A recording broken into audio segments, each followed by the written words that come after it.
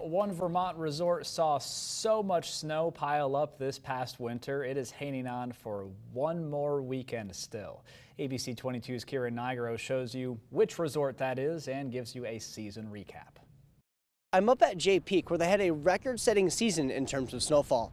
I spoke with the director of operations earlier today, and he tells me they had over 400 inches in total snow, which, believe me, is a lot of snow.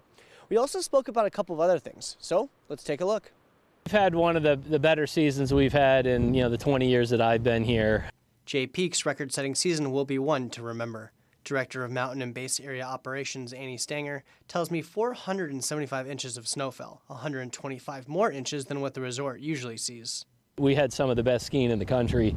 We were neck and neck with Alta and Jackson Hole.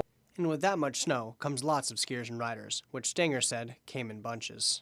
It's been a remarkable season. Numbers were great. We had about 330,000 skier visits here. Stanger tells me Jay Peak owns and manages 300 condos and about 300 hotel rooms, which had no shortage of occupancy this winter. I mean, every weekend we were north of 90%. All holiday weeks we were north of 95%. So we had a lot of people on campus. Stanger also says he'd put his money on the fact that they had more snow than most resorts in North America. Yeah, I'd be willing to bet we beat 2/3 of the Colorado and Utah resorts. We had a lot of snow. 475 inches is a lot of snow, no matter where you are. He says they're still hanging on, too. Jay Peak shut down this week, but plan to reopen for one last shred this weekend. There's a chance that this weekend will be our last weekend. What will be open is the Jet Triple and the Jet Trail.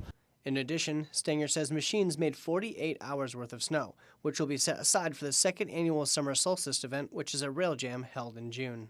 We'll have a few hundred skiers and snowboarders playing around in the snow and a few bands at the Stateside Amphitheater. It's a good time.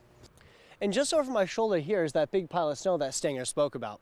So make sure you pop out in June because it's an event you won't want to miss. Reporting from Jay Peak, Kieran Nigro, ABC 22 News.